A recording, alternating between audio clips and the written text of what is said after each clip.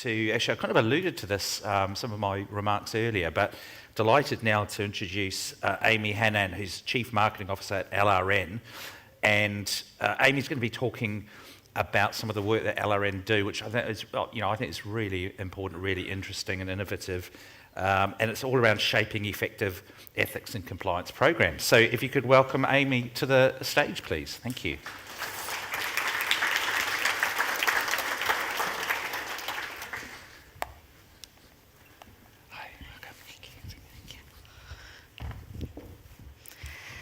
Good morning, everybody. Good morning, everybody. Thank you. So I'm so pleased to be able to represent LRN here today and talk you through some of the key findings of our latest research report that published just earlier this week on Monday. Our benchmark of ethical culture report published this year actually represents the second publication of this particular study. The first time was back in 2021, and it really helps to uncover the link between company culture, misconduct, and risk, particularly related to business performance as well. And I was really quite interested in the opening panel discussion from earlier this morning when Mark Brown said that culture is vital. And I think we'll see some of that validated in the research that I'll share with you today. So just a little bit of background on the study itself. We took on a study to understand the perspectives of ethical culture from over 8,500 professionals around the world. And these are individual employees at organizations representing 15 different countries and across 13 different industries. You'll see those countries and industries represented on the slide behind me right now. And what we learned were 6 significant takeaways. In the time that we have today for this discussion, I won't be able to cover all 6 of these, but there'll be a few that I'll highlight that I think are particularly relevant for all of you in the roles that you play in your organizations. I'll review these quickly and then we'll get into some of the details. So there's a need to shape ethical culture globally. We saw across our research that ethical culture is moderately strong across organizations globally, and that companies with the strongest ethical cultures tend to outperform.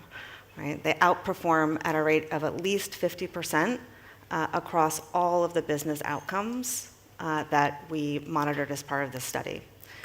Those business outcomes include customer satisfaction, employee loyalty, competitiveness, adaptability, resilience, and a few others.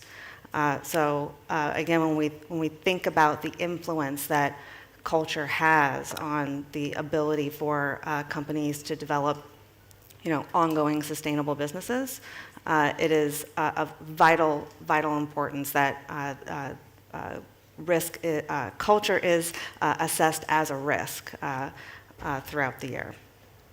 We also found that psychological safety is the strongest predictor of reporting misconduct within organizations, and I'll be sharing a couple of details around that finding in just a couple of minutes here. There continues to be a leadership disconnect in how leaders perceive culture and how ethical decisions are made within the organizations as compared to those either middle managers or frontline employees. We'll see a little bit of that play out in a minute here as well. And interesting this year, for our 2020 study, we were able to collect enough data to be able to provide generational perspectives around how misconduct or the perception of misconduct is tolerated within an organization. In particular, some very compelling and provocative findings around younger generations, including Gen Z. We'll get to that in a moment as well. And then finally, our research also covers work arrangements, how remote, in-office, or even hybrid work arrangements really impact employees' perceptions of ethical culture. But let's get into a couple of the more detailed findings here. So we know that strong organizations with strong ethical cultures tend to observe misconduct at a lesser rate than those organizations with weak cultures. However, at the same time, employees at those organizations with strong cultures will report misconduct at a rate of 1.5 times more than employees at organizations with weaker cultures. And we know this is important because organizations can't act on what they don't know. We are relying on all of our colleagues to speak up and raise those concerns when they see them. So globally, what we found is about 79% of employees had observed misconduct within their organizations in the last 12 months. And you can see a couple of charts behind me here. Of the most frequently cited types of misconduct observed, harassment or discrimination, conflicts of interest, employee health and safety topped the list. But there's still quite a significant percentage of employees observing risks like bribery or corruption, accounting or financial misconduct, anti-competitive practices, really a whole variety of types of misconduct. And when we asked how that misconduct is being reported, how are they raising those concerns within their organizations, about 60% of those employees said that they were raising their concerns directly with their manager. Right? And this is a heartening finding. It also represents a 6 percentage point increase over our 2021 data. Employees more likely now to report to their direct manager. But when you combine that with the rate of employees also reporting misconduct to another manager in the company, not their direct, we're looking at about 3/4 of employees reporting misconduct directly through middle management. And this suggests trusting relationships in the organization. Employees are trusting that they can raise these concerns and have that initial conversation with another human, right, in their organization. This only then underscores the importance of enabling that middle management layer within your organizations so they know how to respond appropriately when those concerns are being raised. And not only so they are applying the right kinds of policies, procedures, processes to how those claims are being handled initially, but even in the types of language they're using, their mannerisms, how they behave towards those employees is of paramount importance. But of course, 79% of employees globally reporting misconduct when they see it means that 21% did not report it. And this is concerning because of some of the top reasons, those barriers to why those employees were not reporting the misconduct. Those top reasons being that they didn't think the company would do anything about it once they raised the issue, or didn't think that the company would handle the concern effectively, or even the manager, right, if they reported that into their direct or another manager, that they wouldn't handle it effectively. This points to a lack of trust in procedural justice within the organization, and a real concern as you're thinking about how you mitigate that particular risk factor going forward.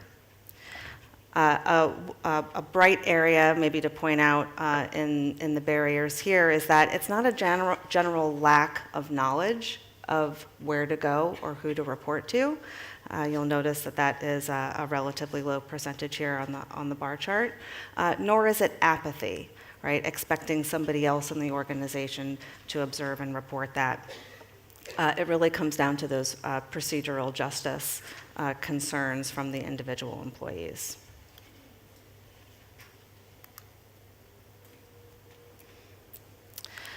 And when we think about pressure, what is causing the observance of this misconduct within organizations and around the pressure to perform? We found globally that about 66 of employees are not feeling pressured in a way that would make them break the rules within their organization in order to get the job done. But that means 23% did say that it is okay to break the rules in order to get the job done.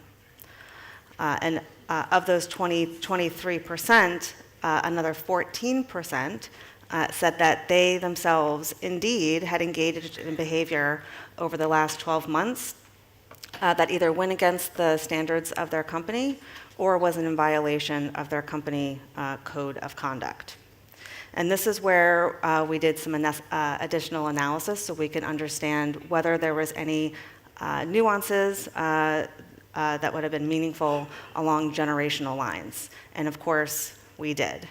You'll see that represented in the charts here as well. In particular, for Gen Z, they are 2.5 times more likely to be tolerant of unethical behavior than those in the boomer generation.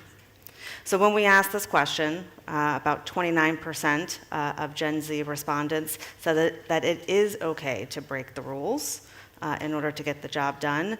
And then nearly a quarter of that particular population said that they have engaged in behavior that was in violation of the company's code of conduct within the last year.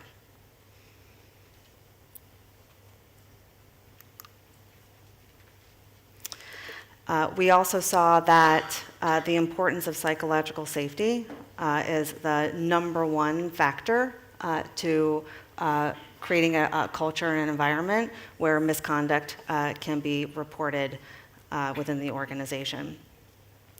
We saw that at a factor of 2.4 times higher when the degree of psychological safety is quite significant within the organization. And based on our statistical modeling around psychological safety, we identified 3 key levers that organizations can use to increase psychological safety and to be able to address these particular risk factors within their organization. The first is leadership modeling. Enabling your managers throughout the organization, whether at the senior manager level or all the way through your middle management layer, to actively encourage their teams to share their ideas, to view mistakes as opportunities for learning together, and to set expectations around how ethical behavior and decision making will be happening within their particular teams. The second lever that we identified was around principled performance, and colleagues that who behave ethically even when there is that pressure to perform, when there are sales targets to meet, new products to roll out, production timelines to meet, that irregardless of the pressures and the targets and the goals that organizations may have, that ethical decision-making is really put front and center. And then the third lever that we identified was around organizational justice. And so ensuring that there's a consistent application of the standards of code of conduct for your company applied across all teams, all levels within the organization, that the handling of employee concerns are handled effectively and where they can be transparently, and sharing that information back within the organization so everybody knows what is expected and how these kinds of concerns are handled. And then also specifically addressing how you protect those employees that are raising concerns in good faith and making it very clear about your anti-retaliation policies as well. Just wanted to share just a few of the insights coming out of our 2024 Benchmark of Ethical Culture report. The report itself goes into much greater detail around the workplace arrangements, even more on the generational perspectives that I highlighted today, and a deeper dive into how ethical culture standards are correlated to those business performance and outcomes that I mentioned at the beginning of the presentation. If you want a copy of our latest report, you can go to lrn.com. It's available right on the homepage for easy access today. But if you have questions or would like to get a bit more information, you can please chat with me afterwards. And we also have LRN has a booth out in the exhibit hall as well, so please stop by and have a chat. And thank you for your attention today.